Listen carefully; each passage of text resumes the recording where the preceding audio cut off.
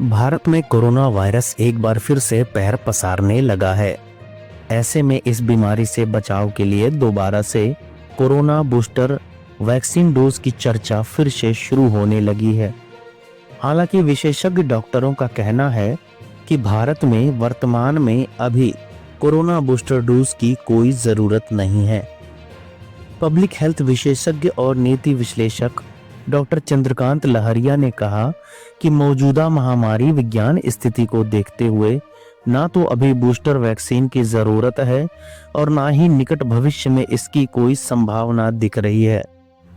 Doctor लहरिया ने कहा कि कोरोना अब नया वायरस नहीं है।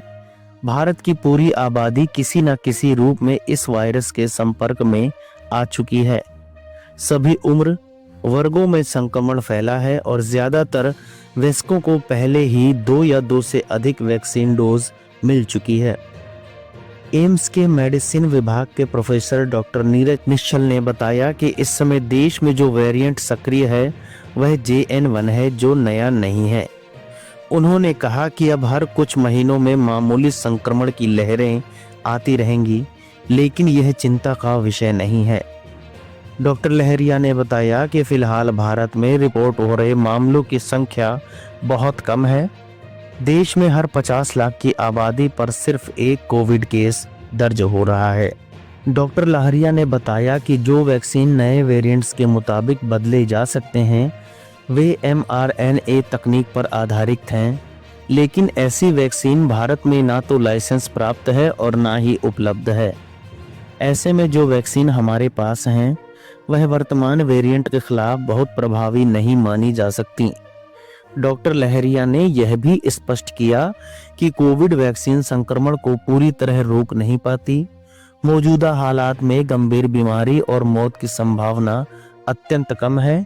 ऐसे में वैक्सीनेशन का लाभ नहीं है। राजधानी दिल्ली में पिछले 10 दिनों में कोरोना के जो 23 मामले सामने आए हैं, इन सभी में हल्के लक्षण वाले मरीज हैं। राजधानी के बड़े सरकारी अस्पताल में एक भी कोविड मरीज भर्ती नहीं है। एम्स के मेडिसिन विभाग के प्रोफेसर डॉक्टर नीरज निश्चल का कहना है कि कोरोना के मामलों की सर्विलांस जरूरी है, इससे डरने की जरूरत नहीं है। यह एक सामान्य फ्लू की तरह ही हो गया है। जब तक अस्पतालों में भर्ती मरीजों की संख्या ना बढ़े तब तक चिंता की कोई बात नहीं है।